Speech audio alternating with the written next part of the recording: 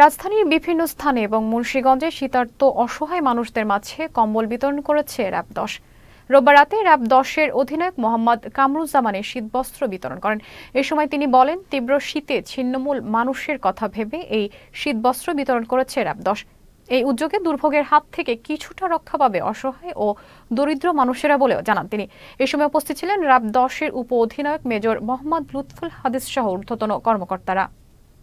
এই কম্বল বিতরণটা আসলে র‍্যাবের পক্ষ থেকে আমাদের যে ব্যক্তিগতভাবে আমাদের সদস্যরাই কেউ হয়তো বা 3টা কম্বল দিয়েছে, কেউ 5টা কম্বল দিয়েছে। সেইভাবে জানেন তো যে আমরা আসলে রাত দিন ডিউটি করি।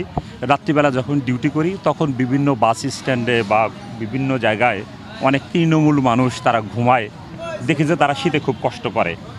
সেটা আসলে আপনার মানবতার যে তাগিদ, সেই তাগিদ থেকে আসলে এটা করা। এটা যদিও আমাদের কাজ না, আমাদের তো কাজ অন্য কাজ, এটা মূল কাজ না। তারপরে সেটা মানবতার দিক থেকে চিন্তা করে এটা আসলে করা আমাদের।